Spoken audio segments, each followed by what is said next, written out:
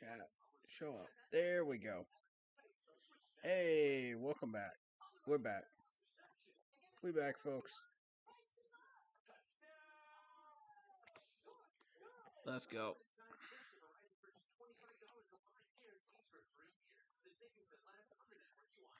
So, if you were throwing anything in chat for the last 5 to 10 minutes, I did not see it at all. Now I see everything that's in chat, so we're good to go. Just refresh your stream.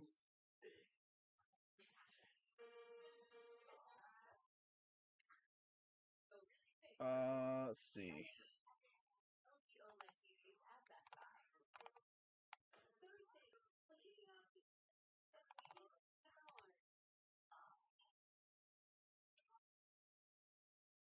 I do want to say this. I have a tremendous amount of respect for the Eagles now. They have made a believer out of me.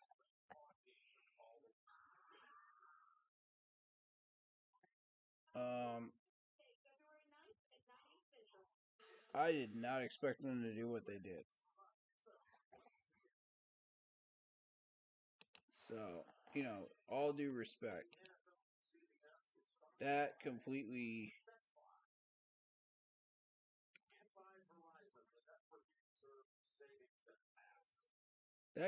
changed up the entire picture here, man, because I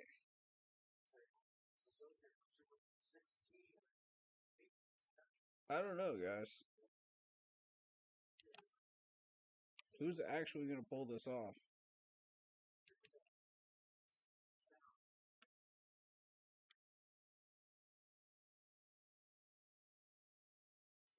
He was down. He was down. Stop. Come on, guys. He was down.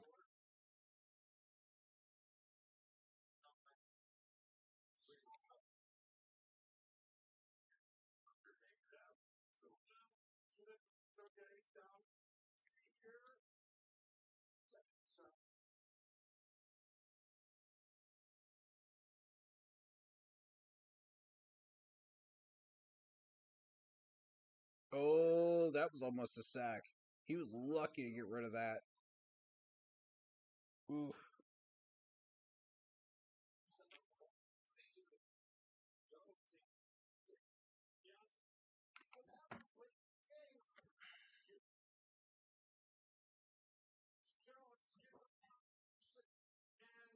Yep, good pressure by Chris Jones there.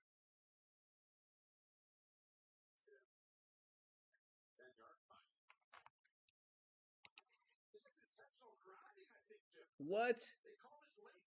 Wow.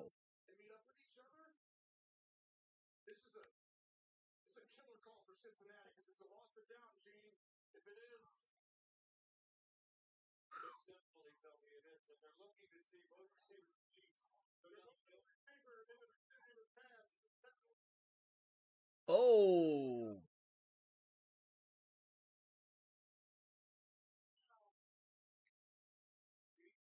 Oh, that coach is not happy. He is not happy at all.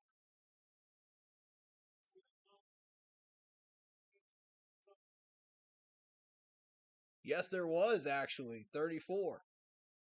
34 was in the vicinity. They got that one wrong.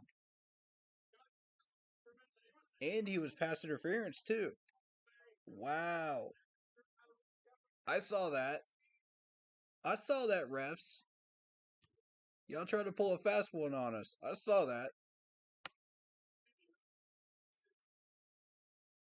Well, I was trying to do the last 10 minutes of the game, but I couldn't see the chat for the first 6 or 7 while when I started it up. But yeah, I can see chat now. Shout out to you, Like Poppy. What's going on, man?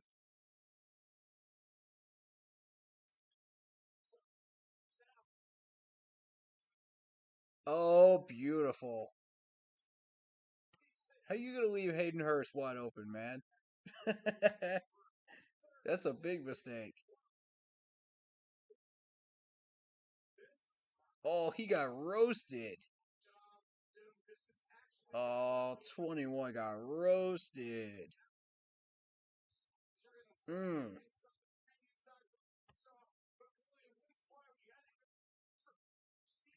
You got to know he's going towards the sidelines. Come on, man. Pay attention. Just 1 minute to go. Yeah, there you go.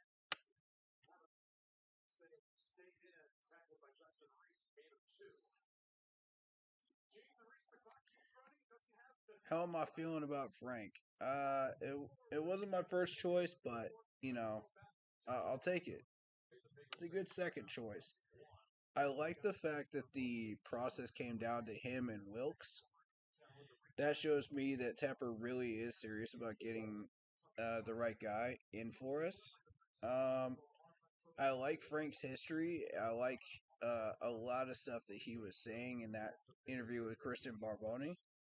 So, I mean, the biggest thing for me is can he turn that into results on the field? Can he turn that into a solid roster like he wants? A top five defense every year. Like, it's one thing to say it, but can you put it into action? You know, and his records are really nice rankings wise on a lot of things that he was doing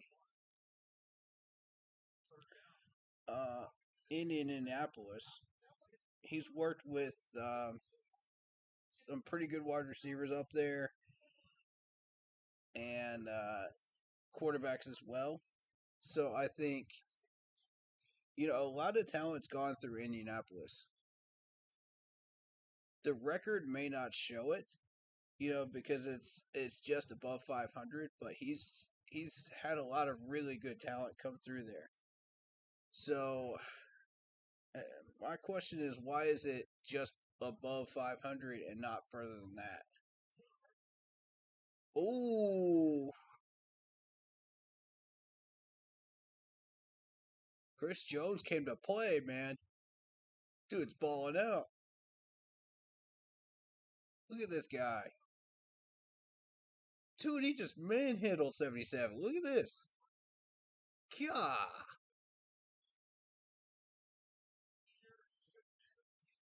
He didn't have a chance.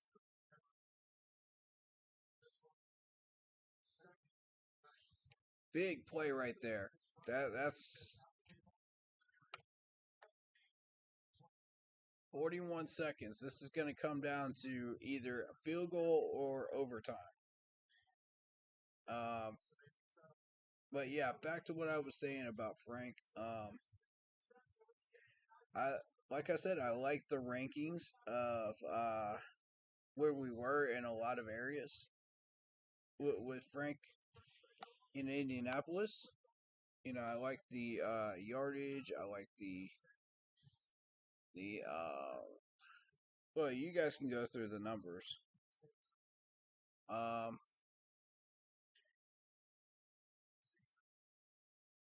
yeah, Fangio was one of them that was heavily considered, and I do like Fangio. Is that how you say his last name? I think so.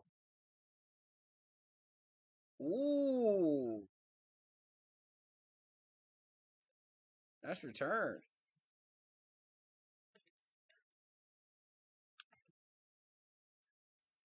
Yeah, McAdoo's not going to be here next year for sure. What a run back, man! That could be the setup play right there. That gives the Chiefs the win. How far do they have to go? Okay, probably like 20 yards. Yeah, about 20 yards. 20, 20, 25. Patrick can do that in 30 seconds with one timeout. Oh, what a dump off. Okay.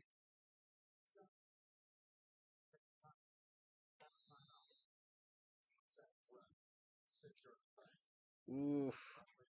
Credit to those Bengals corners trying to keep that clock running. That's good defense right there.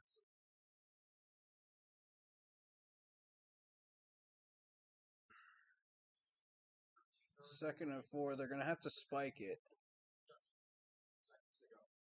Once they complete this pass, they're going to have to spike it.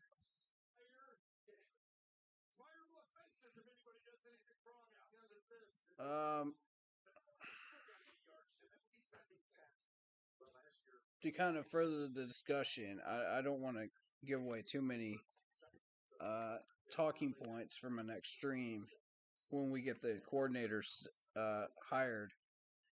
But I am curious to see who everybody thinks should be the next offensive coordinator. There were a few names thrown around during this head coaching search. Who would y'all prefer? Throw it in chat.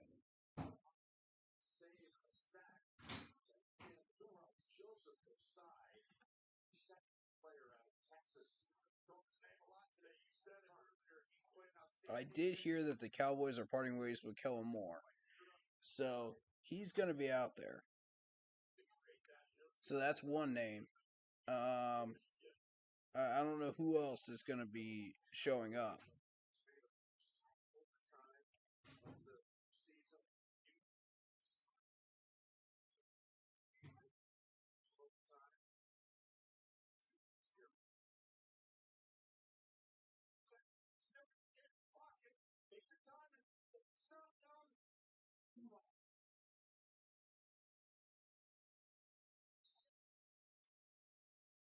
Oh!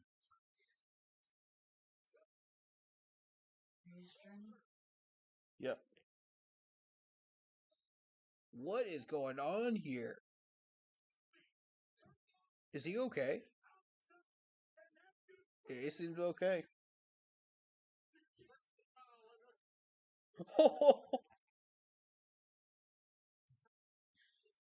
What? Oh my god.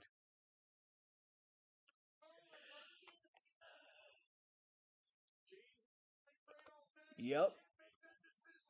Yep. That's personal foul, all right.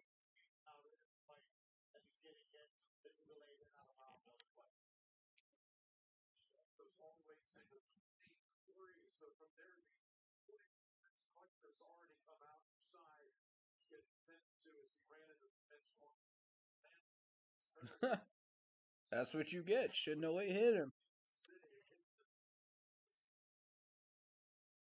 Dummy. You deserve that.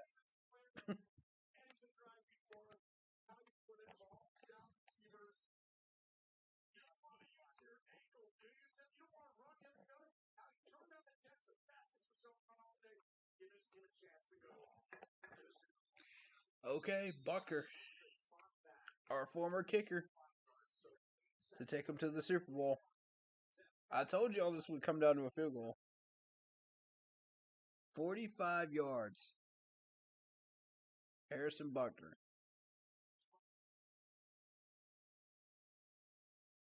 Right down the middle.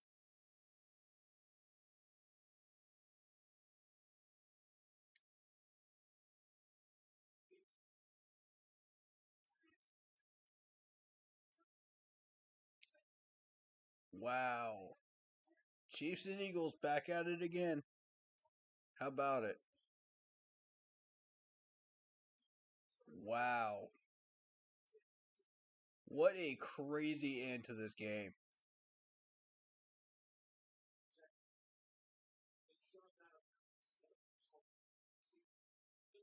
Yeah, if it hadn't been for that personal foul, man, they might have been out of field goal range.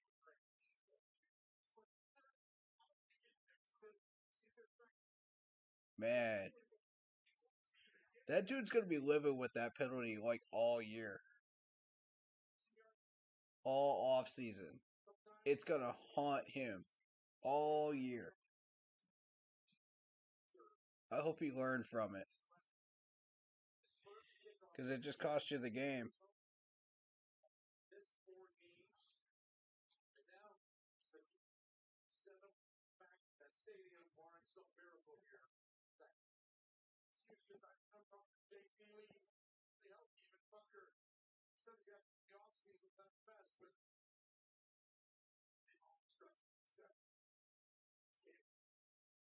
Harrison's always been solid.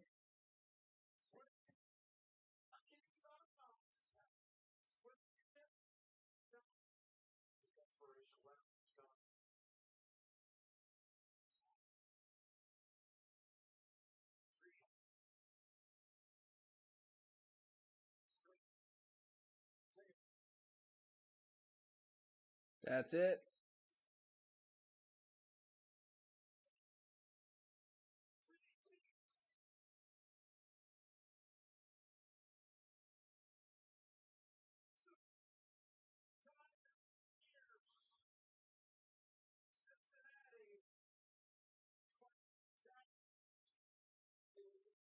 Wow, man. All these former Panthers balling out, man, for sure, for sure. I love Andy Reid. I love the Chiefs. I love everything that they've been doing. And, congrats to the Chiefs. They earned it. They've been fighting all year long, and these guys have earned it. Keep in mind, Patrick Mahomes did all of this on a high ankle sprain today. Every bit of it. Can y'all believe that? This man's insane. This has got to be the best quarterback out there right now. I refuse to believe otherwise. If you could pull that off with a high ankle sprain, wow. Some of those throws today, like that one touchdown pass in the third quarter or start of the fourth. How in the world did he manage to see past his offensive lineman and manage to get that ball perfectly on time to his wide receiver that was on a post route going into the end zone? And you have to time this ball perfectly in order for that ball not to get knocked down or picked. You got to lay that ball right in front of him. And he nailed it right in the breadbasket. I was like, what in the world am I looking at here? Incredible.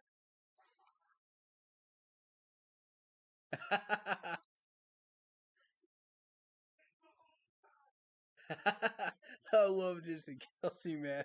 I love Kelsey. He's awesome. What a guy.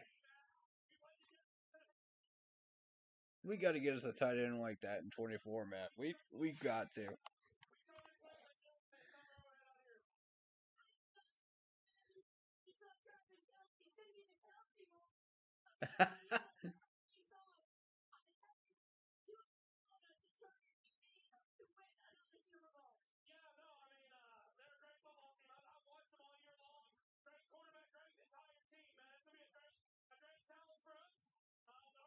That's going to be a great Super Bowl.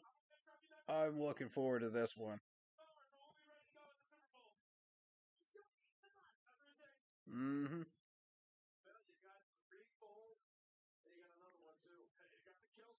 Oh man, I feel bad for Cincinnati, man. They have fought so hard for like 3 years now, and just to come up that short again,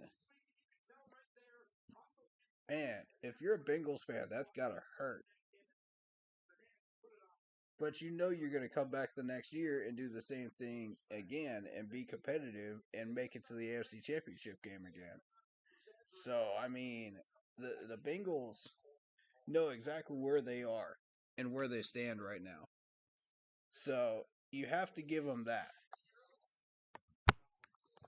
Who am I taking in the Super Bowl? Uh,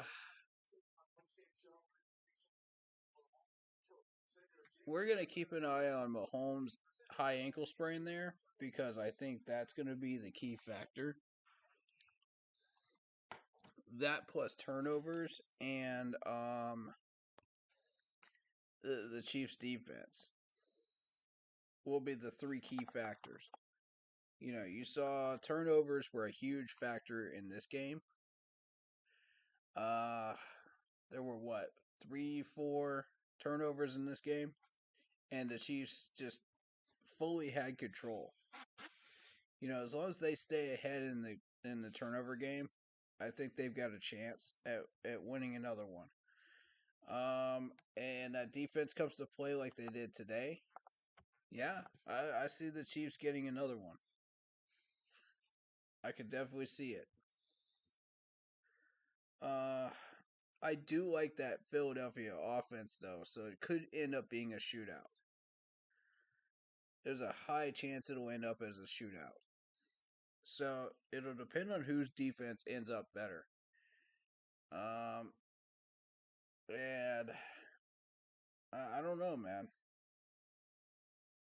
It could come down to a few critical plays. And with that being said, you got to keep an eye on a few key factors. Is that Chiefs secondary going to keep doing what they're doing and not flatline in the Super Bowl? Did they peak early? Did that defense peak early? That's what we're trying to find out. Because the Eagles' offense, it looked real good, and their defense finally started to really show up in that AFC NFC Championship game against San Fran. I did not expect that at all in the NFC Championship game. At all. I give full credit to the Eagles. They have earned their spot, and they've earned my respect.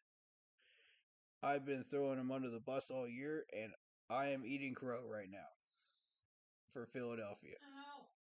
So, all due respect, to Philadelphia and in the success they just had in this playoff run, because I was looking at that regular schedule all year, and I thought, this is too easy. Philadelphia is going to get humbled at some point or another, and I was very, very wrong. They have come out there and they fought and they have clawed and they took what they wanted in this playoff run. So, full respect to them. They've earned their way to the Super Bowl for sure. I told y'all San Fran was the team to beat in the NFC, and if they go through San Fran, they're in. They did, and they're in. Hassan Reddick was an animal, for sure. Absolutely, he was. And it's a shame we didn't have the money to keep this dude for a little longer, at least. But realistically, he was being coached the wrong way. We had Matt Rule coaching this team, and yeah, for a talented guy like Reddick to be coached wrong in the wrong system, he just needed a fresh start, and that's what he got in Philadelphia. And look what he's doing with it.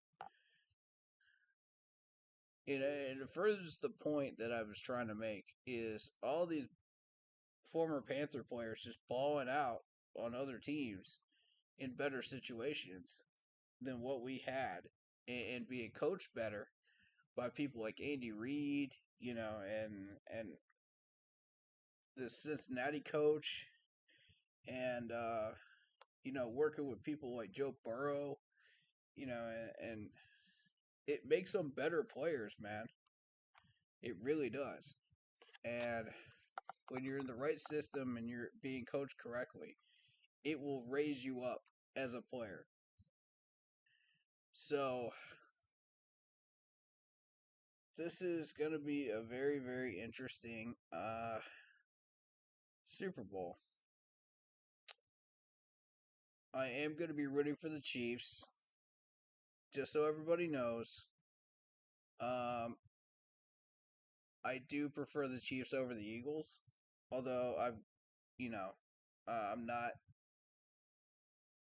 I'm not against the Eagles, but I do really, really like KC and the way they built their team and what they do with their team. And the coaching staff and everything, all the way down the list. So, and interesting that I mentioned KC right now because, um, and by the way, this is the fourth appearance for the Eagles in the NFC Championship game and Super Bowl uh, overall. So, that was just on the bottom line there. Um, but yeah, the Chiefs had the one guy on their offensive line that actually cost us a Super Bowl, and it cost them a Super Bowl as well. Michael Remmers. So they finally learned their lesson. They cut loose Remmers, and now look at them. AFC Championship trophy in hand right now, and well deserved. So, I mean,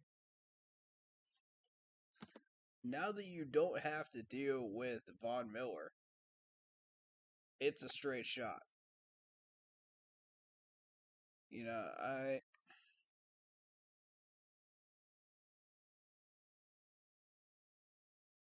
I'm really excited for KC right now and their opportunity to get another one. And some of my former Clemson Tiger players have been in these Super Bowls and as of recently, and I'm very very happy about that. Um, as well as former Panther players, I'm happy about that as well. I'm happy for them. Um, and I like that Jason Kelsey made the All Pro team for the Eagles. That's cool. Nick Bosa, yep. I mean, I really do like that All Pro team list. It's really interesting.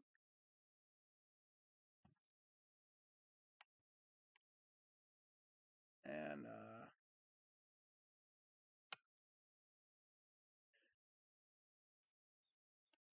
that being said, let's see what Andy Reid has to say here.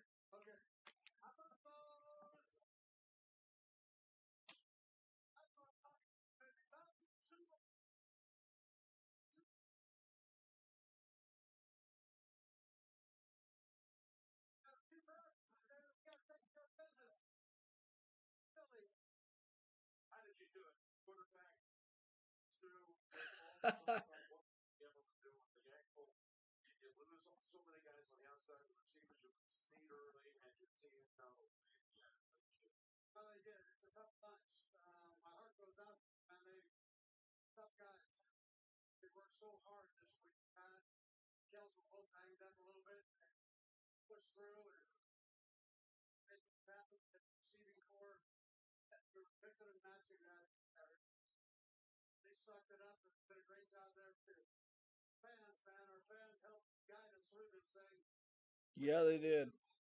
Yeah, they did. For sure. That's a loud stadium. And they all showed up.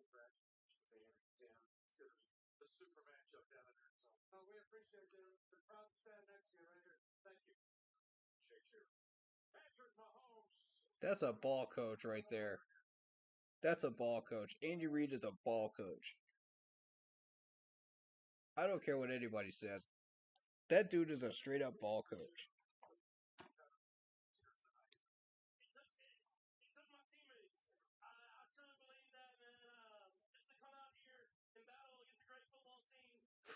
Wow. 326 yards on a high ankle sprain. Ridiculous.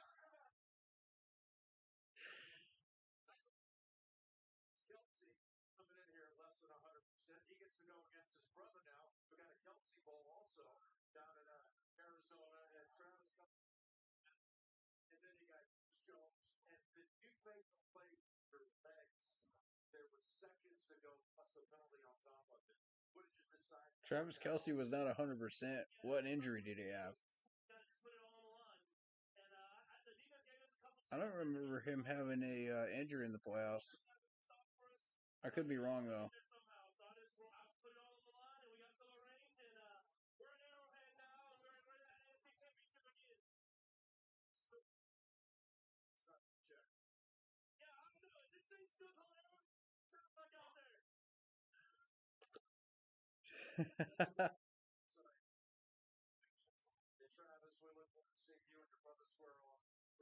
I love Travis Kelsey, man.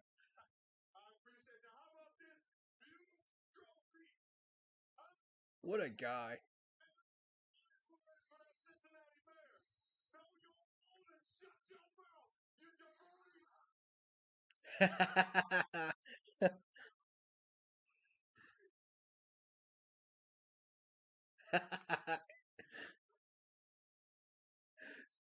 Oh, that's a cool response. I love him.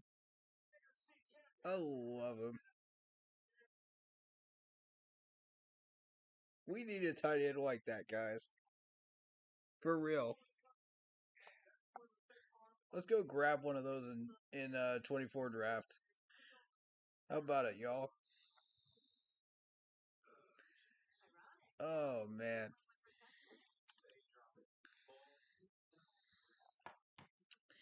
Yeah, that was an interesting game through and through. Um yeah, there were a lot of shady calls by the refs. I will give you that. And there's been a handful of people actually saying that there's been a few shady calls that were in favor of the Chiefs all year. So, uh, I don't want to say it's rigged, but at the same time, like, you got to wonder about some of these calls this year towards the Chiefs because, like, it's been weird all year. But hey, I'll take it, man. I'll take it.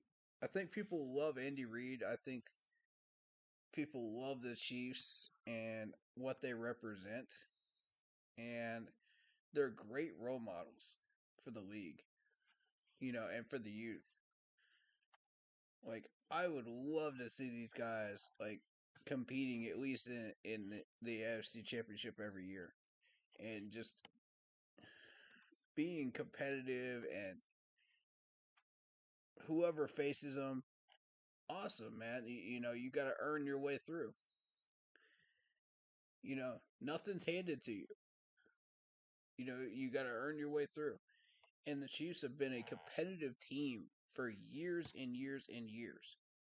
You know, um, and this dates back to the early part of the league actually, because they were very competitive back then too. So with Andy Reid, and this is kind of a revenge Super Bowl because he used to be head coach of the Eagles, and he could never win a Lombardi with the Eagles. So to see him get a second one and over the Eagles, this would really be something. This would definitely cement his career as a head coach. Um,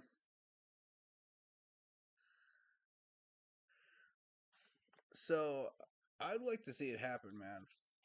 Honestly,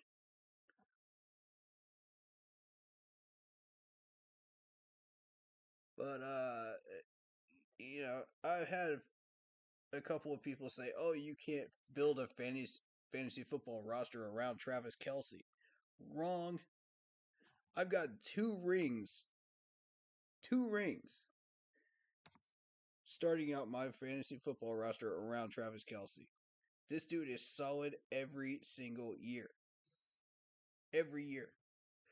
As long as he stays healthy, he's a absolute freight train. And I highly recommend you go after him if you can. So, if you're not playing me, go after him. If you are playing me, you know who I'm going after. I mean, it's obvious. Second most playoff receiving yards all time, passes Julian Edelman and Rob Gronkowski today. By the way, while we're talking about this dude, so I just saw that in the bottom line, and I was very impressed. Um,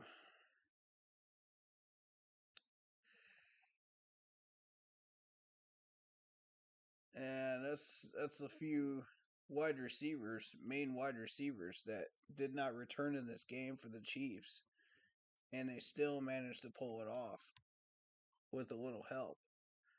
Um, so very impressive victory. Um,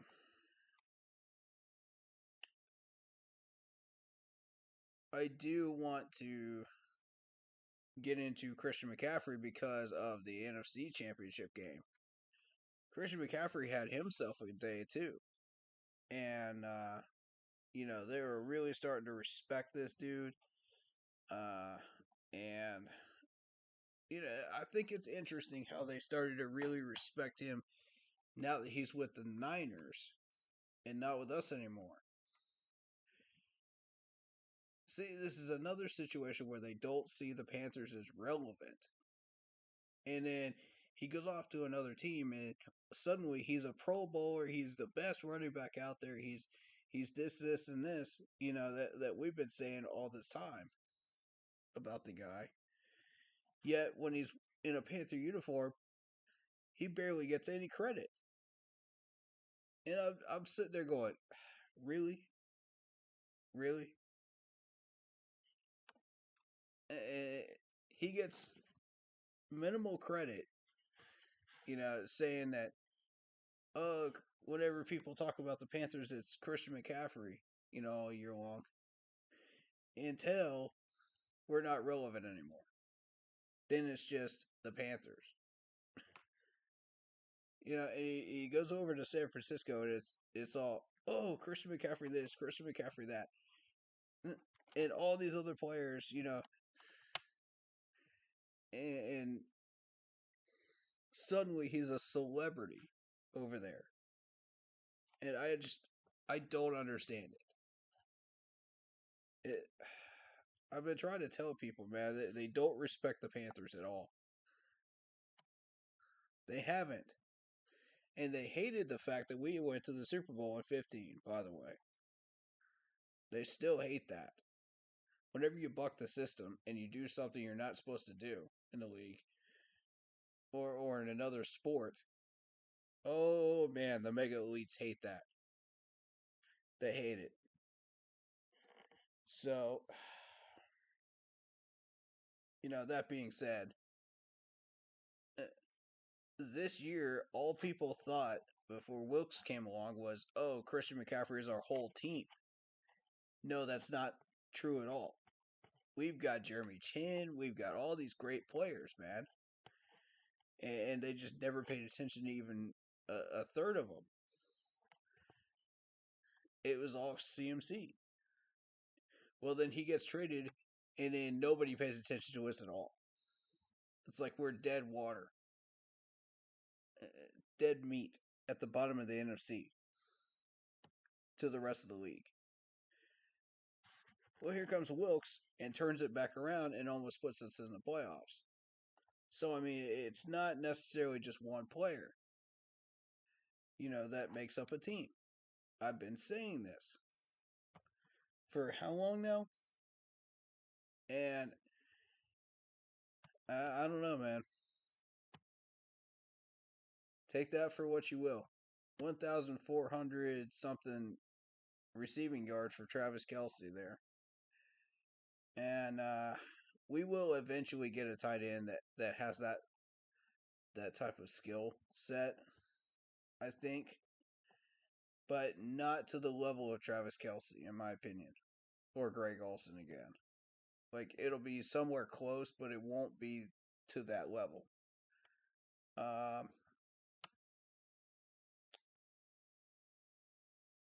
and I think with the cap situation right now, we're going to wait until 24 to do that. We got a lot more needs right now. We can ride out the tight end room until 24. So that's what we're gonna probably do. Um, I don't know. It depends on Frank. Depends on what Frank wants to do and who he hires at OC. Uh, we got a lot of work to do, and my first advice to Frank is be careful who you hire and be careful who you cut. And I say that to every coach that comes through Carolina, and I'll continue to say it every year because it matters. Okay? You notice all these Panther players that were balling out in Cincinnati and KC all year long? You know? Some of them have rings. There's a reason. Super Bowl appearances. You know? You notice Eli Apple? Matt Rule says, "Oh, he'll never play for another team again." Wrong. Wrong. How wrong you were, Matt Rule, on that one. Oof.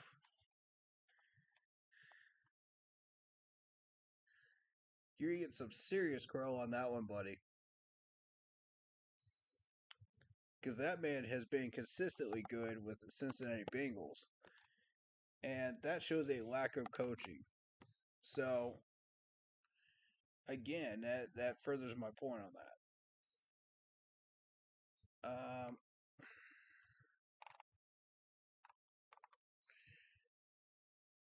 So, with that being said, um,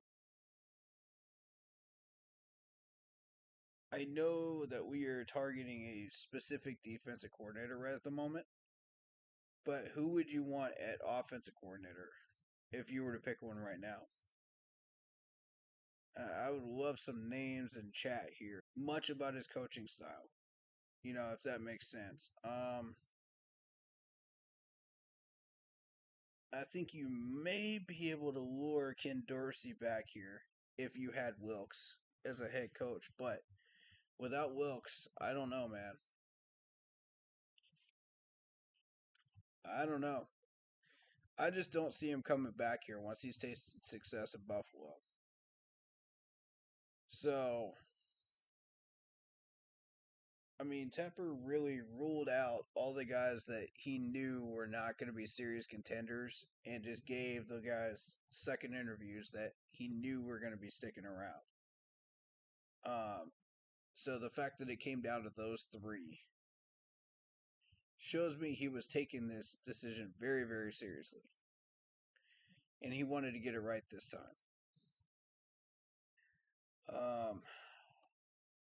And I think Frank was the second choice, in my opinion. Steve Wilkes would have been the first for me. But, I'll take Frank. I will gladly take Frank. With that record, sure. He's worked with Matt Ryan. He's worked with a couple other guys, that were very, very prominent. So, what can he do here? That's the question. What is he planning on doing once he is able to choose his own quarterback here? You know, um, I am very curious to see what Wilkes does next. Uh, keep in mind Atlanta is watching what Wilkes does because if I know that Atlanta was interested in Al Holcomb, and that presents a problem if Wilkes goes over to say Houston and brings Al Holcomb with him. Atlanta doesn't have a shot at him. And from what I hear, Atlanta has chosen their defensive coordinator, so it's not Al Holcomb. Uh, the thing is, this whole process took way too long for the Falcons, so they had to make a move. You know, they felt like they needed to make a move towards somebody other than Al. And I think they made the wrong decision there because Al Holcomb is a very, very solid defensive coordinator. If we can retain him in Carolina and he doesn't go anywhere, he doesn't follow Wilkes, and frankly, I wouldn't blame him if he follows Wilkes. You know, if say a Houston job opens up, I wouldn't blame him if he followed him. I don't know who we would bring in to replace that. It would have to be one of those defensive coordinators in the head coaching search. But at the moment, if I'm Al Holcomb, I'm thinking Wilkes is going to get a straight shot here at a head coaching job in either Houston or one other place. And if he does, Al's saying, wait a minute, I want to work with you. I want to work with you. We tasted success here in Carolina. Yes, it was just 6-6, but we tasted success here. And we work well together. There's a good chemistry, you know. Um, let's see about the culture of the team. Let's see about the culture of the franchise we're getting into, and if it pans out, it pans out, you know. If it doesn't, it doesn't. And it all depends on the owner and the GM, of whatever franchise that Wilkes ends up at. Will he allow him to go and try to get Al to follow him? That's the question. In that case, if like I'm saying, like Houston might want to do that. If you're the Texans, absolutely, that's a great start. Um, to building something big there because Houston hasn't had that in a long, long time, and something that strong and resolute. Um, so you don't necessarily have to have a offensive minded head coach as long as you have a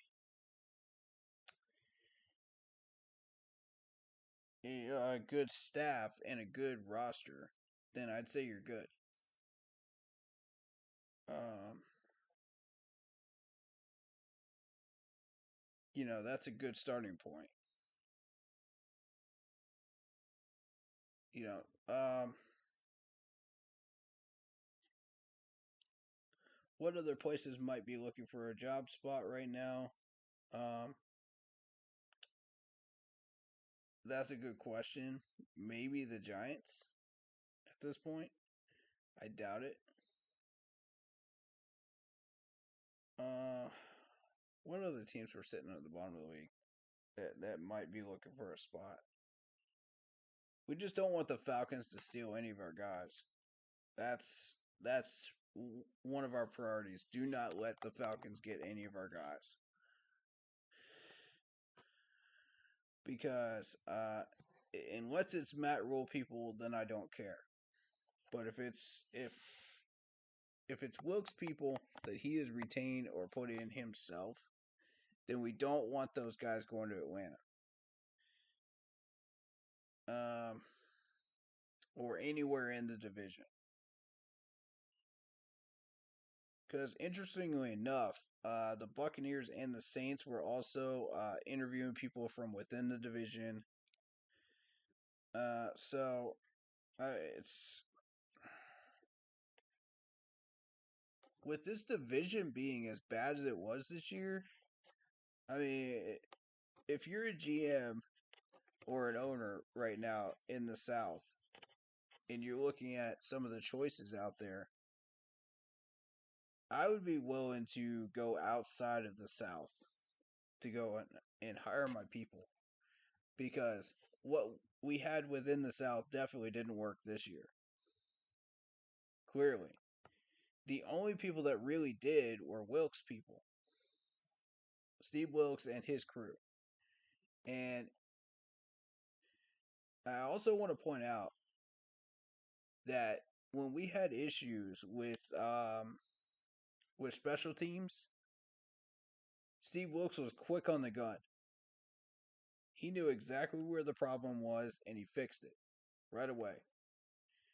So, that being said,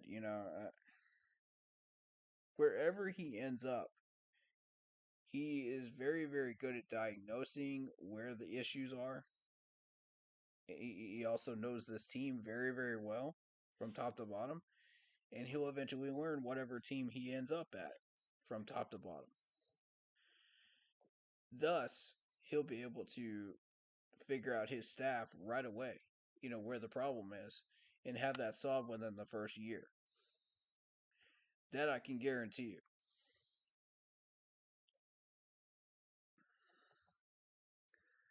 So then it's just a matter of assembling your team. I really hope we can keep Al Holcomb here, man. I really, really, really think that Al Holcomb would be a great fit for us here in Carolina as a defensive coordinator, and we don't need to look anywhere else. The success that he showed throughout this year in those last 12 games proves that. I'm going to continue to push that, man, because I really do believe it. So, if Frank or any of his staff are listening, man, I want to thank you guys for taking the time to uh, check out our channel and our content and what we're doing here and take our suggestions seriously because I think that a lot of the suggestions that we come up with are very, very positive and solutions to a lot of the problems that we've had with this franchise for quite a few years. We've seen a lot of solutions to a lot of these problems pop up in the last 12 weeks of the season, for our season at least. And I would like to see that continue into 23, 24, 25, as long as we can make it last. Um, and one of the things that Al Holcomb and Wilkes both stressed was accountability. So I think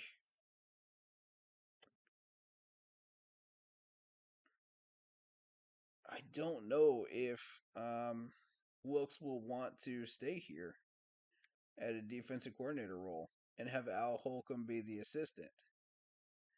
I don't like downgrading, once we've upgraded people. I don't like that, but in this case, it is best for our franchise so that we can retain both and we don't lose either one. But I don't see that happening, though, because Wilkes does want a head coaching job. This is the second time he's been screwed out of a head coaching job, so I don't blame him for continuing that search.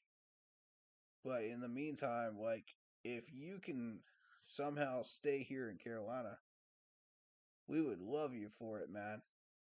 You and Al. Please stay. We're begging you. Please stay. Like, I don't know how else to put this, man. If you have to downgrade, to a DC role and an assistant DC role to stay here, for the betterment of the franchise and because I know you guys love the Carolinas as much as we do and the Panthers as much as we do, please, this is the best solution for everybody. And I know that's not how the NFL normally works. I know that's not how the system works, but man, if we could make that work, it would be incredible. Like I don't even know how to properly put that into words how happy I would be if we could retain both of them and keep them in Carolina. Um because that's a game changer right there. If you have Frank as our head coach who's an offensive minded guru. Mix that in with Steve Wilkes and Al Holcomb on defense. That's the beginning of a Super Bowl roster at some point down the road within the next 3 to 4 years. So I would love to see that happen. And if we can make that happen, Matt, sky's the limit on how far we can go. You know, we got a lot of great players. We also don't want to lose them. And I think if Steve Wilkes does go somewhere else, uh, and Al Holcomb does go somewhere else, some of those players would follow them. And I know that's very tempting for these players to do, and for some of them, I wouldn't blame them. But right now, we're trying to build something bigger and different, you know, that will be a consistent winner for the next 3, 4, 5 years. And we need these players to stay here so we can do that properly. Um,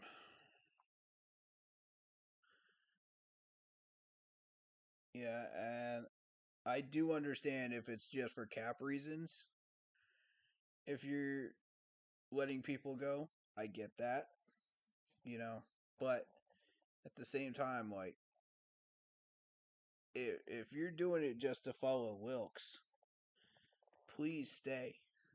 Like, we're begging you, please stay. Because these players have been a huge positive influence, you know, in this locker room and in the whole fan base and everything that we're trying to build. And I really, really would like to see these guys stay here. That being said, I don't know what type of coordinators Frank is going to hire. Because each coordinator will have their own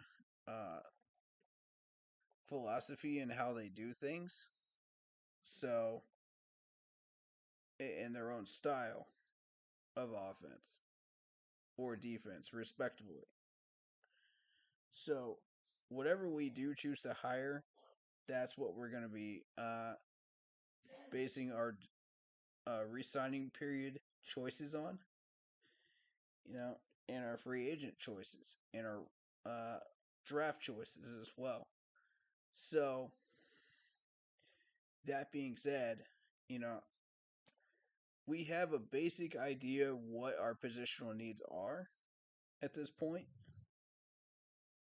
You know, again, if you've been watching my streams, you probably know what those are. You know, there's no need to really throw them back out there. If you are not aware of them, I'll quickly go over them one more time for people that are new and probably not familiar with the Panthers. And those are defensive end, linebacker, left guard, uh, corner, safety, and for some people, they think quarterback. I would add quarterback to that list, actually, because we've been settling for a bunch of game managers. And eventually, we will upgrade the tight end spot. I think getting a wide receiver late in the draft would be a good idea, too. So, you know, frankly, like, our biggest needs right now are linebacker, corner, because we got to have a solid number 3 corner. Because we don't know what Josh is going to do. You know, is he going to resign? Is he not going to resign? What's going to happen there? So we've got to have a solid number 3.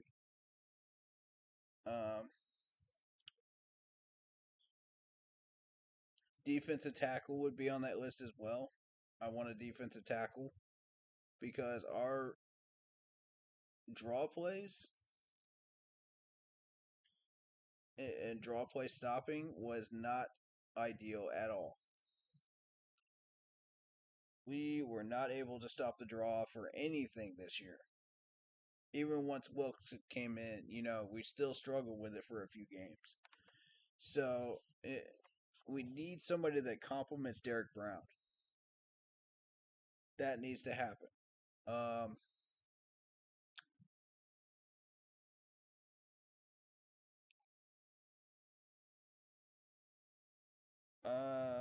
I have a couple of names that I'm eyeballing right now, early, but I don't want to say them out on chat right now because I don't want the scouts to get a hold of them. It's way too early. You know what I mean? It's way too early. But I did start talking to about two or three of my mods, or main people that I've been chatting with regularly in the channel and on the Facebook page, and we've kind of come up with a few names at the moment that we like. Um, like I said, it's way early, but and I've got a lot of research to do in March and April before the draft comes. So that being said, um,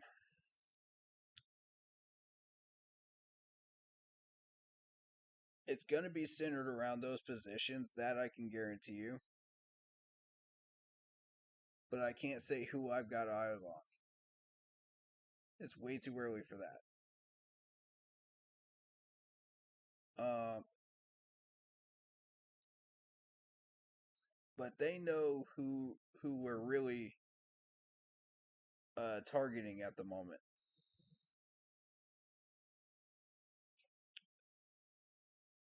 I do think there is a solid left guard early in the draft in the first two rounds. And again, not going to say the name, but there's a lot of choices that I'm not willing to consider at this point. I've crossed them off the list. I've started narrowing that one down. Now, the other positions are going to be a lot more complicated. And a lot of this is going to be determined by who do we resign, who do we pick up in free agency. Keep in mind, we're sitting on $15 million cap. That's what we're looking at, folks. You know, don't get it twisted. Don't act like we got like billions of dollars. Don't act like Tepper's gonna inject like how much money into this. He can't do that per league rules. He can't do that. So, and I don't think people understand that's not how that works. You know, owners can't do that. Once the cap is set, it's set. This isn't Madden. So I need people to understand that. So when we're looking at 15 million, this is after all the moves that we could make, after a resigning period. This is before we start signing anybody in free agency or draft picks. This is what we're looking at. So if you think we got the money for, say, Aaron Rodgers or somebody like that, just stop. Stop right there in your tracks because no, we don't have the money for that. Lamar Jackson, we don't have the money for that. As much as I would love Lamar Jackson. I had who was it? DeAndre Hopkins' name was floated around to me. We don't have the cap for that because he's going to ask for money at the wazoo. I mean, this is how this works, folks. You can't just buy up somebody for 1 year and then expect them to buy into a contract that's really really short. The next year or 2 to 3 year contract that's like what $2 million. We can't do that, man. The agents would have these owners' heads mad on a pike if we tried that. It doesn't work. Excuse the reference right there, but yeah, the agents would not be happy about that at all. Um, so I respectfully, that's just not how it works. So if that's how you think the league works, it doesn't. You got to abide by the league rules. You got to abide by what the owners say. In the owners' meetings, you got to abide by Roger Goodell and what he puts down. You know, unless that stuff changes, the only way to get that changed is by the owners. Um, so, and by the coaches screaming loud enough, we need changes on this, and this. If you get enough coaches that are frustrated about something, um, yes, the players have their voice too. The players' unions and stuff. And for the players right now, the biggest way you could help yourselves is to loudly voice the fact that you don't like turf fields. That's the greatest way you could help yourself right now, because turf fields will get you injured. It's been proven time and time again, and I've been saying it on stream over and over and over, and I'm starting to sound like a broken record on that. So, if you're a player and you're listening to this and you have not voiced your opinion on this, I highly suggest you do so. Especially if you're a team captain or a leader of your team. Doesn't matter which team you are. Voice your opinions because they matter. Even if your team doesn't have turf fields, your opinion matters because you have to play on a turf field at some point or another. We had Detroit players complaining about that playing on a turf field in Charlotte. So there you go, perfect example. So if you feel like you can make a difference with that, with a loud enough voice with the players, please do join in. That is a great way to help yourselves to stay a little healthier and prevent injuries. It's just one of how many ways that you could probably do so. But then again, you're still dealing with regular football injuries and stuff that's non-preventable. So that you can't really do much about. But the stuff you can, I highly suggest you speak up. Because you'll be doing yourselves a massive favor. Now, I do want to say this while I've got everybody's attention. A lot of people are saying that they think that David Tepper is a traitor and they think that he has backstabbed us, and my opinion on that is not necessarily. Wait and see what Frank will do. Don't be so quick to that judgment, because Frank's got a winning record. He's got a lot of numbers to back him up right now on his resume. He's got a great resume. And I say, be patient. Let's see what happens. I'm not. At first, I did feel frustrated that he didn't choose Wilkes, but I'm not mad at the decision. If that makes sense, folks. I'm not mad at it. I'm disappointed, but I'm not mad. Because I know that the fact that it came down to Wilkes and Frank, shows me he really, really does want a consistent winning culture here in Carolina. He is dead set and serious on that.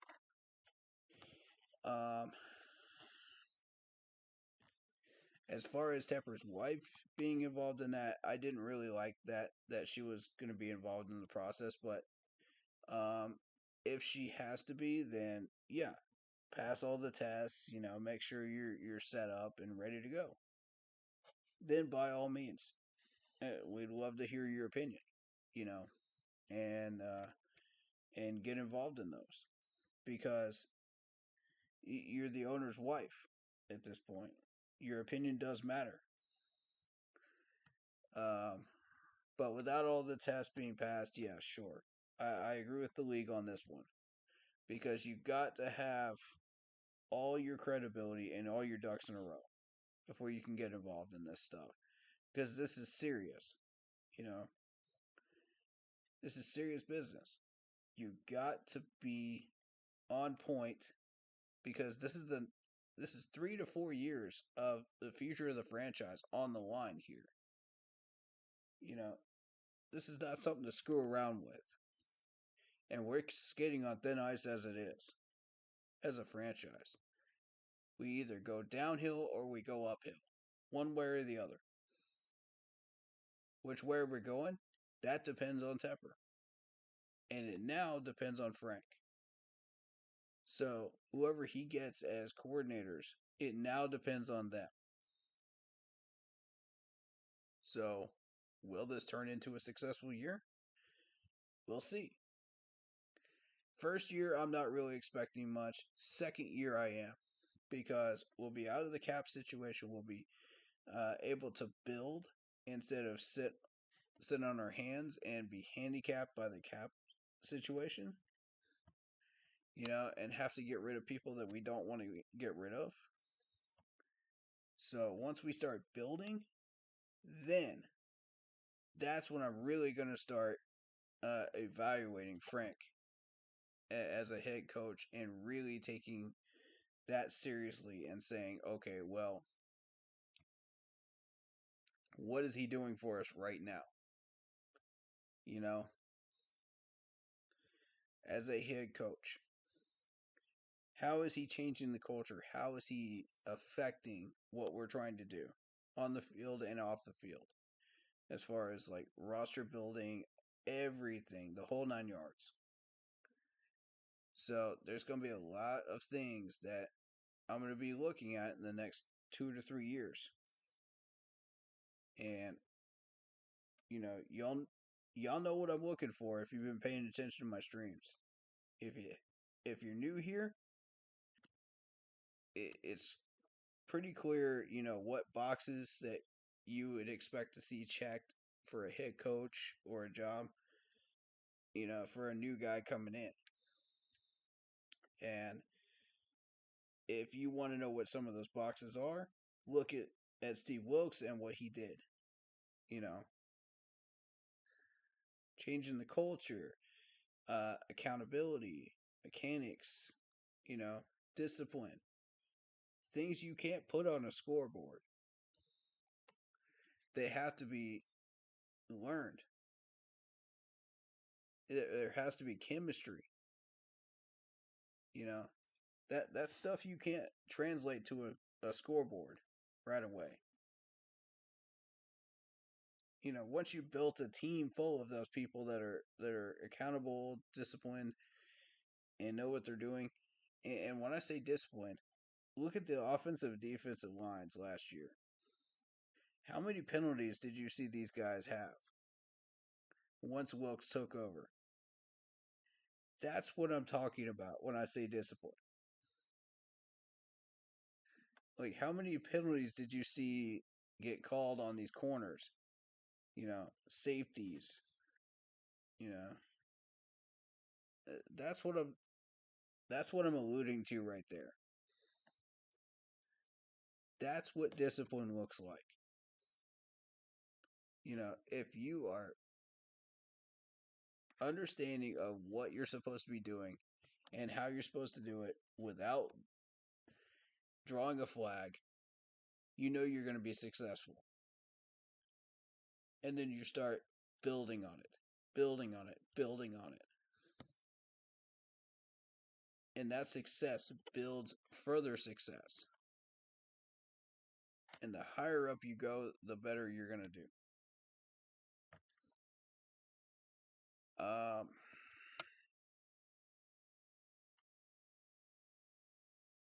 but like I said, those are the boxes I'm looking for in the next 2 to 3 years. I'm not going to start evaluating in the first year as much as the second and third and fourth year. You know, show me initially who you are as a head coach, Frank, in the first year, and then we'll go from there. You know, give me a good first impression. I thought that Christian Balboni interview with him was a very good first impression. I saw he gave credit to the offensive line. I saw he gave credit to all the defensive players that have been working hard all year. I saw that he wants a top 5 defense every year. I like that. You know, he's speaking all the things that we want to hear. You know, he's speaking softly in our ears what we want to hear, guys. But can you do it? That's the question. Can you translate that into wins? Can you translate that into points on the scoreboard? You know, as a Colts coach, that answer was yes. But how are you going to be able to do that as a Panthers coach? That's what I want to know. You know, and I've said this before. What you do before you come to the Panthers matters. But at the same time, it doesn't matter. Because I want to know who you are with the Panthers. That's what I'm looking for. You know, that tells me, okay, are you dedicated to the franchise? Are you going to be able to do the things that you have set out to do? Are you going to be able to check all your goals off your box, off your list? If so, more power to you. And Wilkes checked every single box down that list. And then some that you didn't even think of. I mean, and he did it in 12 weeks.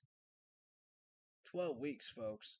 We didn't even make the playoffs, but it doesn't matter to me. The playoffs were not a requirement for me.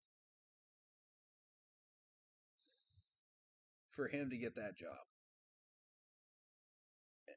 They never were. That's a bonus to me.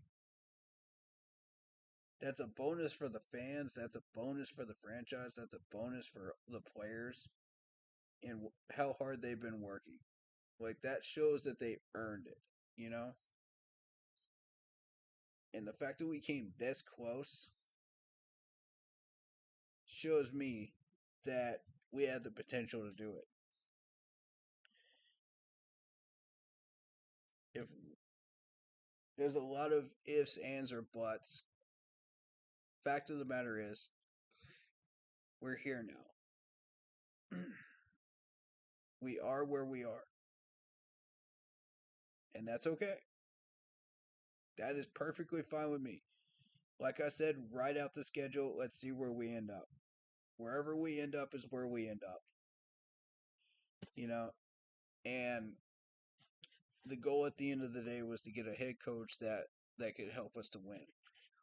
We accomplished that. We got Frank. So I'm not mad. I'm not mad. You know, um, am I disappointed with Tepper for not hiring Wilkes? Yes. Do I think this is about race? No. Guys, you could hire a purple penguin as a head coach here. I don't care. As long as he checks off the boxes and he wins. Seriously. You could hire a Chinese guy, a Mexican, doesn't matter. Race has nothing to do with it. I have been saying that for the longest time. Race has nothing to do with it. We satisfied the Rooney rule. That argument's irrelevant as far as I'm concerned. Tepper saw an opportunity with Frank that he didn't see with uh, Steve Wilkes. And I think it was in the preparation, in the planning. Because here's the thing, Frank had already interviewed all of these coaching candidates he wants to put in before he even interviewed with the Panthers. That shows initiative. And that caught Tepper's attention.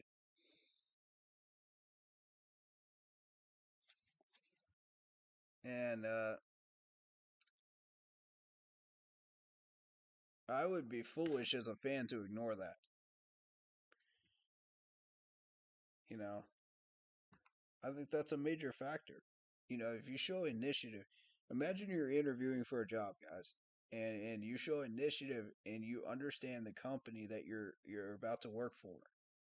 You know, and you can relay that information to the person that is interviewing you without them even asking for it. You know, that's an automatic ticket to the top of the list, the top 3 or 4 on the list. They'll grant you a second interview.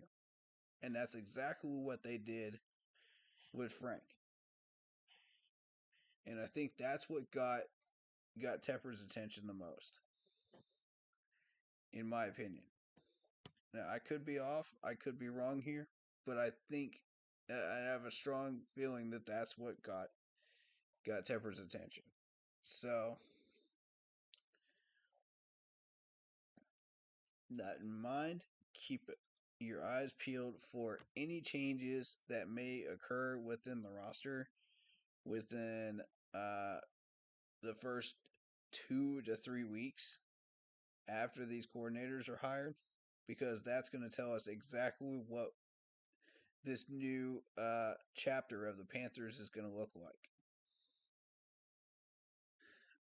I'm not in a hurry for it. I'm going to be honest, because I want this process to take its time. You know, I want to meticulously get this right. We can't afford to get this wrong again. You know, we can't afford another 3 to 4 years.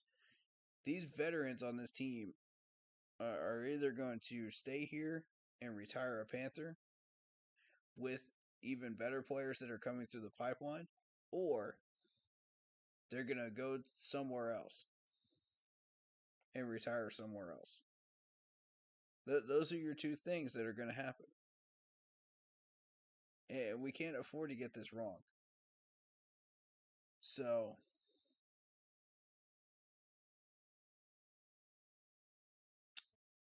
and as I said earlier, some of them are going to follow Wilkes if he gets a head coaching job somewhere. Most likely Houston. As we've noticed, Houston is trying to build from the ground up. From the very bottom to the ground up.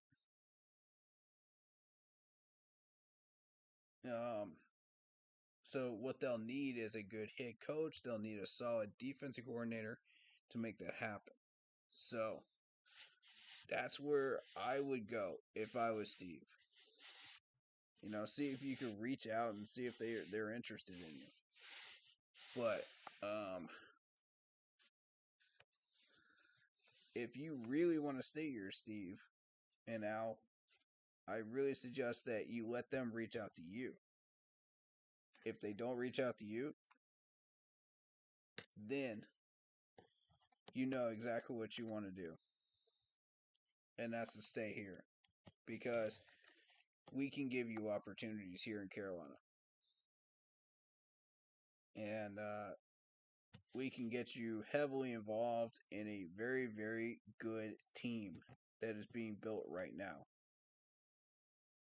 And all the signs point towards success if that should happen.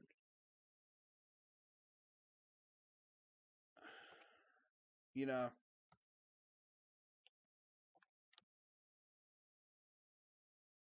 So that's my thoughts on the matter. Like I said, another stream will be coming once these two coordinators are hired, and I'll be going through a lot of this information again for the people that are jumping into that stream that were not a part of this one.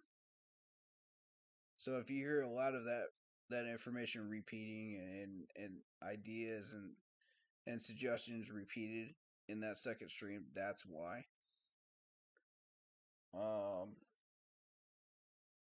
Because again, I want to make sure that my voice here is heard and my opinions are heard. Very loud and clearly. We're at this point where we're at a very delicate point in the franchise's history. We can either travel down the southern road where it goes downhill, or we can go up.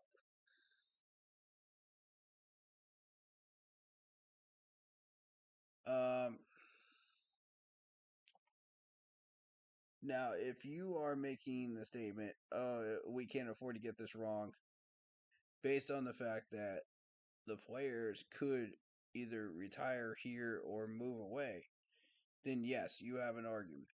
If you're basing that on something else, then what's the rush? You know what I mean? Because we've had, 7 years of just not doing anything? What's another 2?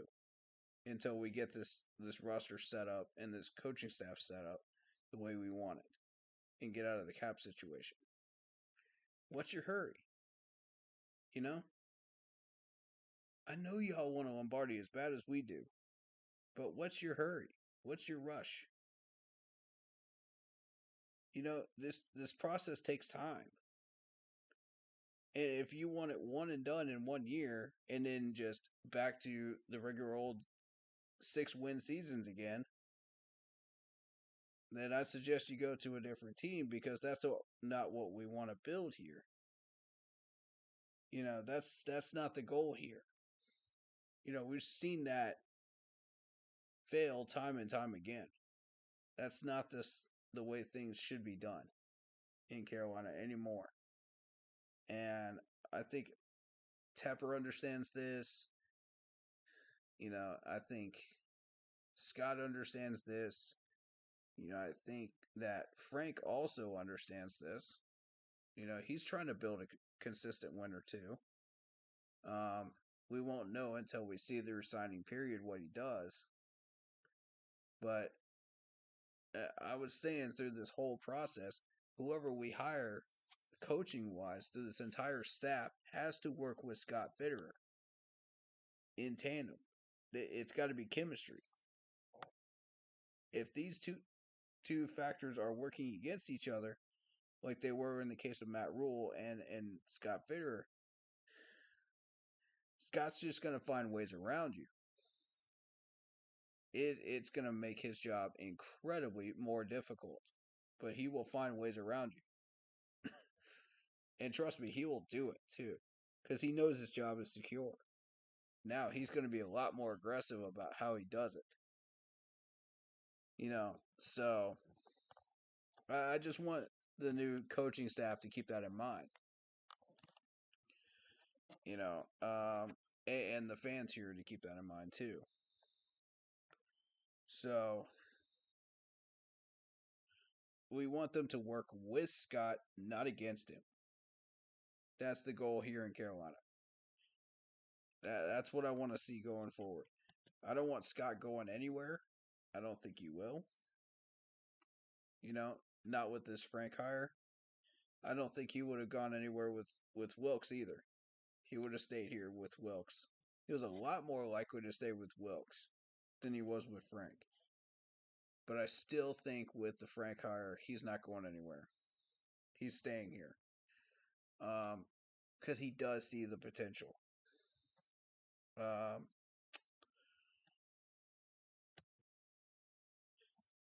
I mean, granted, this is their team.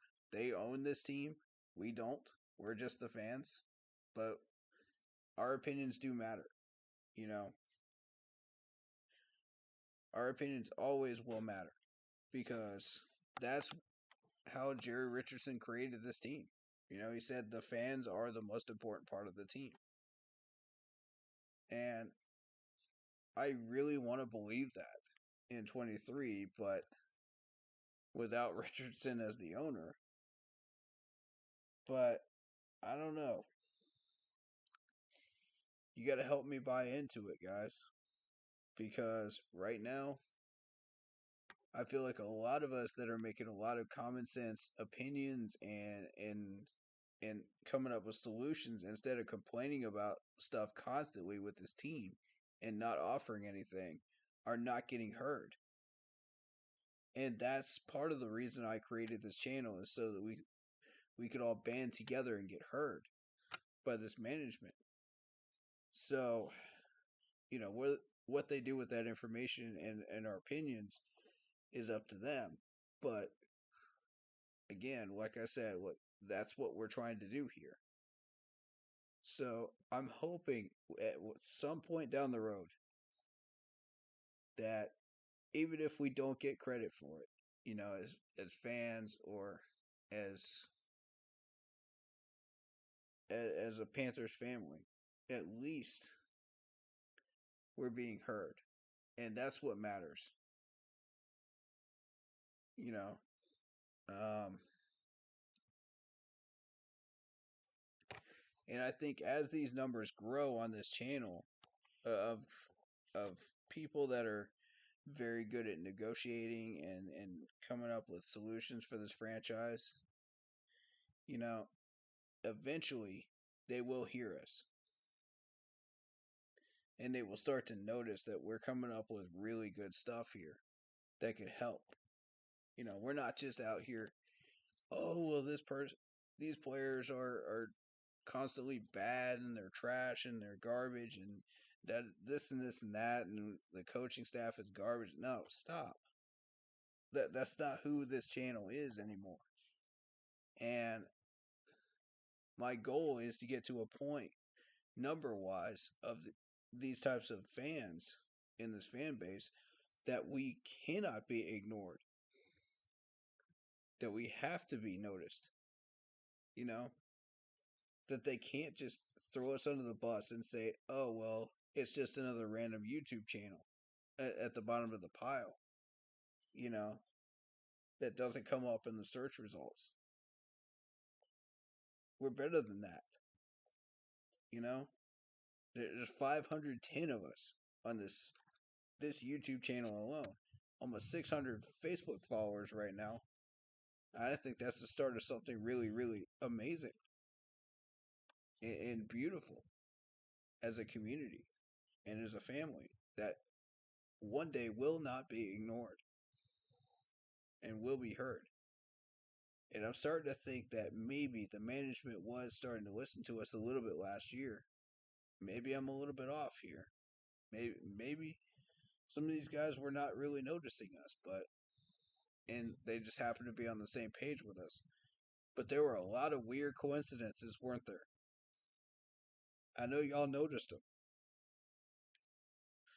I can't even deny the fact that those were weird coincidences in the last few years. So maybe, and I'm holding out a lot of hope here, maybe we're being heard.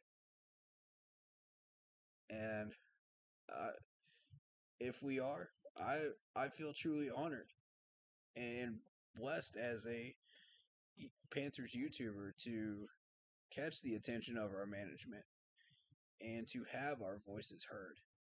Because when I first started this, I did not expect that to happen. I'm gonna be real with you. I didn't expect us to get to this point and get this big of a group and gathering of where we are all on the same page and really trying to find solutions here. So the fact that we've gotten this far, I'm very, very proud of us. I'm proud of myself for putting in all the work here. Not to toot my own horn, but I did put in a lot of work. But I'm proud of y'all as well. because you put in the rest of the work. You added to the family. You kept this going, and you gave me reasons to keep this going. So it's a joint effort. We're a family. We take care of each other. We back each other up, and I could not be more proud of this community and what we've been building. And I really, really hope that this continues to get to the point where we want to be, you know, and even then keep pushing and keep being heard. You know, I'm not settling for just being heard. I want to be continue to be heard because what we're coming up with here, these solutions work. You know, so and if the management is listening to us, I want to thank you for taking all our suggestions into heart and really contemplating them and using some of these ideas that led to success last year in the 22 campaign. And before that, if you were taking any of our suggestions to heart and using them. So, if that is possible, I want to say thank you.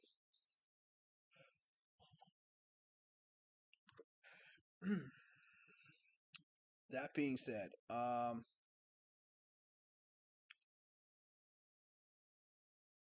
final thoughts on these championship games. I thought they were very, very interesting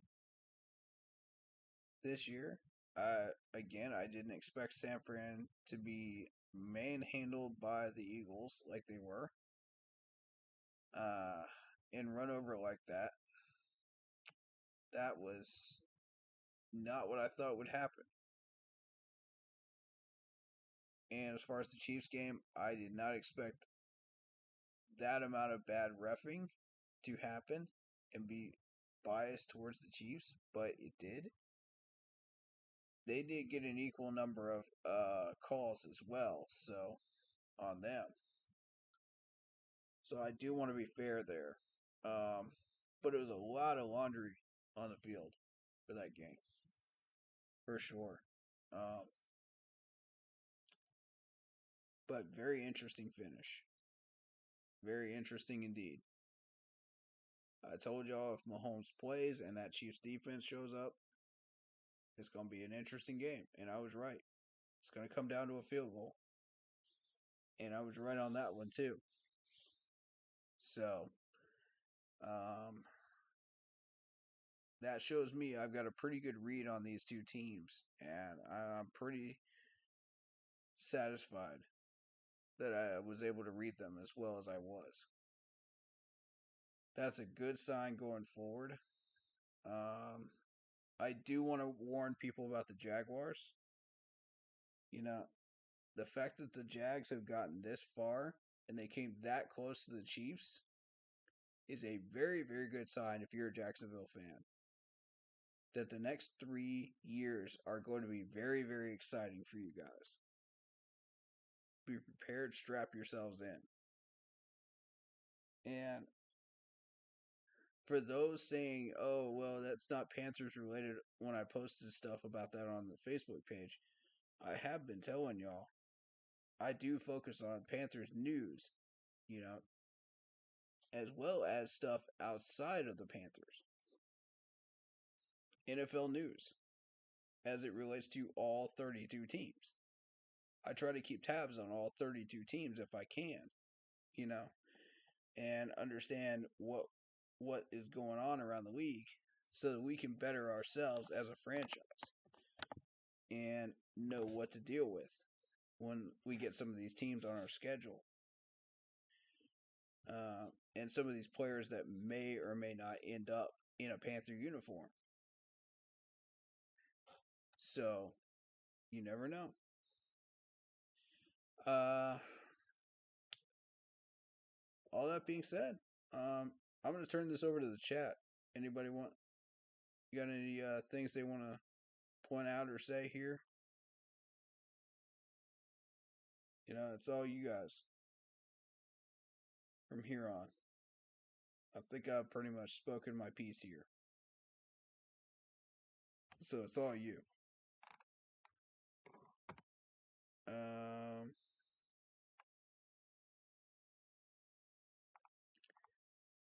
and also, Frank Reich, congratulations on getting the job and welcome to the Panthers.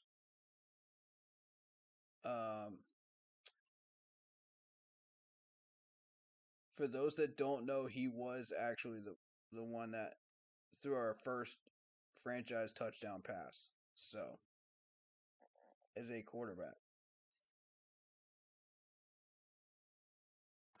And also, congratulations to any coordinators that end up getting the job here. Anybody that's leaving Carolina, best wishes to you. And, take what you learned with you. Who do you think will be our quarterback in 23? That's a complicated question because, one, it depends on the offensive philosophy that we're going to be putting in place because of Frank and the new offensive coordinator. What is that going to look like? We don't know. Huge question mark there. Two, we do have options. We have Sam Darnold, we have PJ, we have Matt Corral, which is untested right now. We don't know what he can do in a Panther uniform. All we've seen from Matt is what he does in preseason thus far.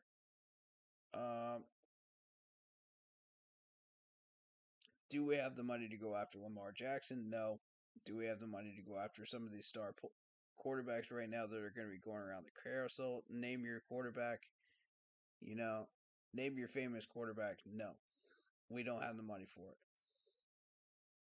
But as far as the draft goes, I think it goes between three quarterbacks. It's either going to be C.J. Stroud, it's going to be Will from the Kentucky Wildcats, or it's going to be Anthony Richardson from Florida. So one of those three, if we're going for a quarterback, will be drafted. In my opinion, I think that's most likely probable right at the moment. The reports are showing right now, and these are rumors, that we're going after possibly C.J. Stroud. But I can't confirm that. So, officially. Until I hear that from official sources, I'm not going to confirm or deny that. So,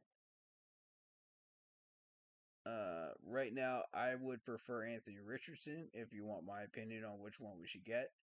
I've done some film study on him. I like him. I like who he is. And I think he'll be around bottom of the first, start of the second. So trading up for him with a second round pick this year and a second round pick next year, since we have 2 seconds, would be a wise move if you want to make sure that you get him.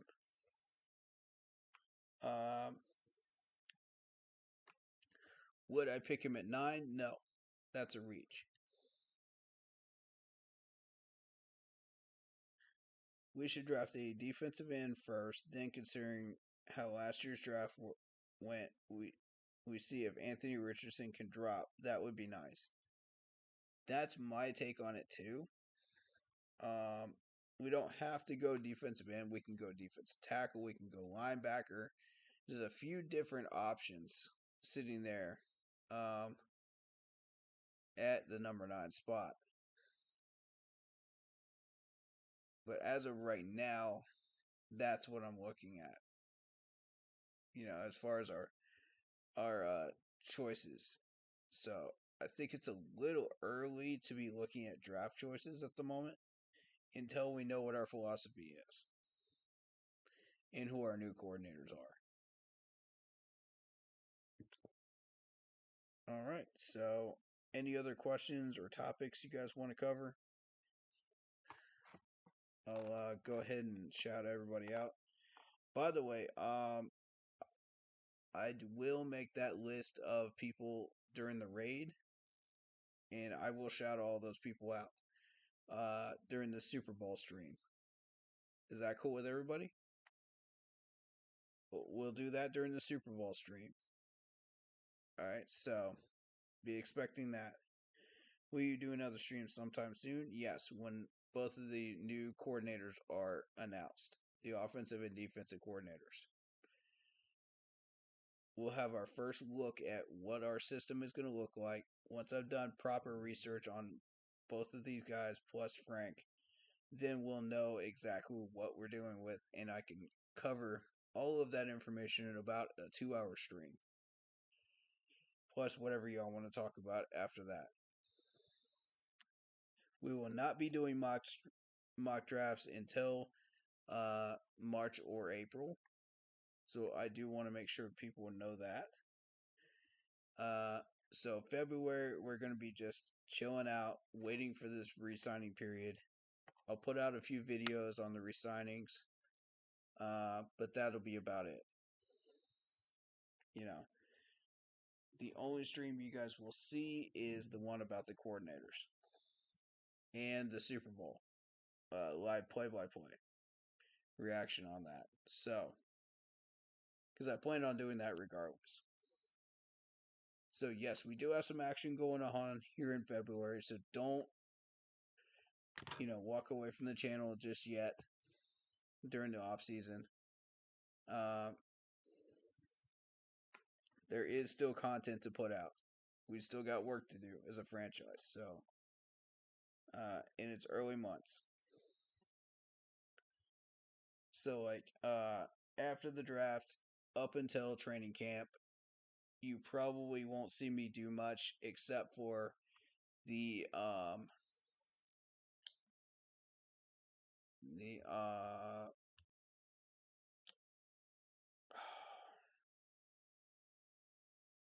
I'm trying to think.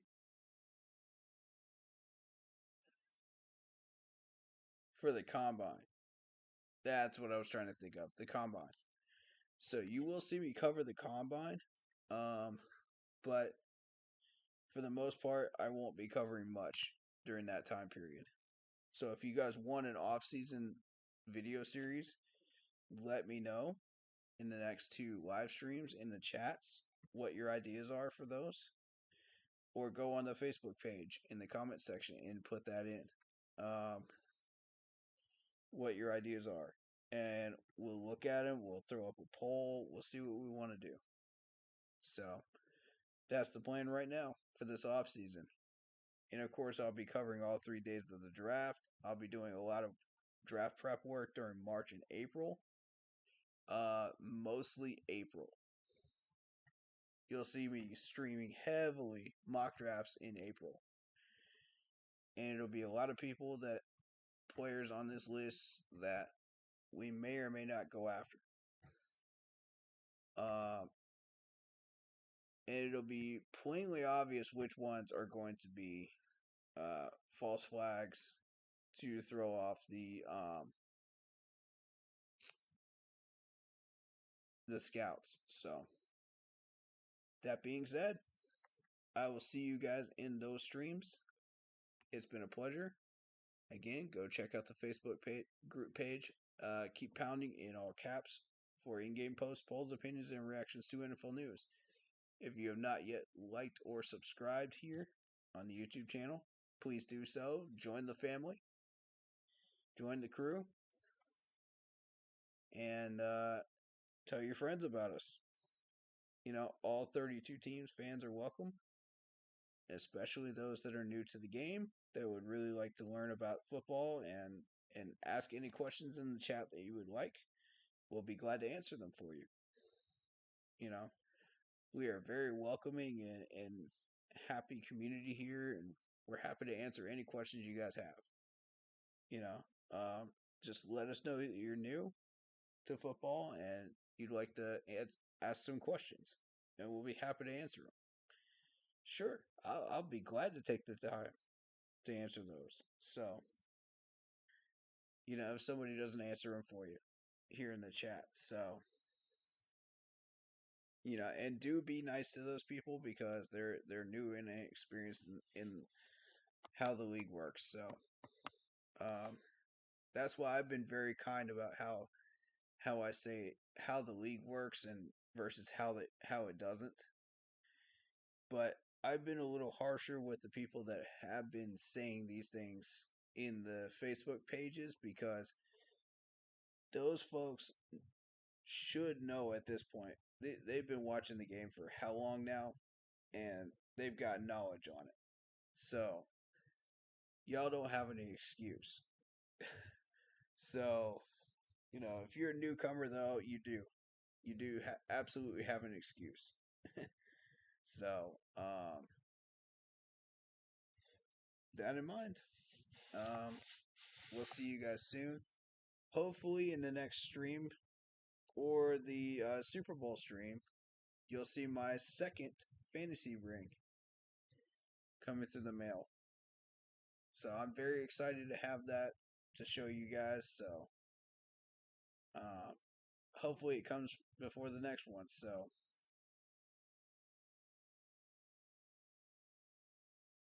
and I just want to mention one more time, if you are looking to build a fantasy team,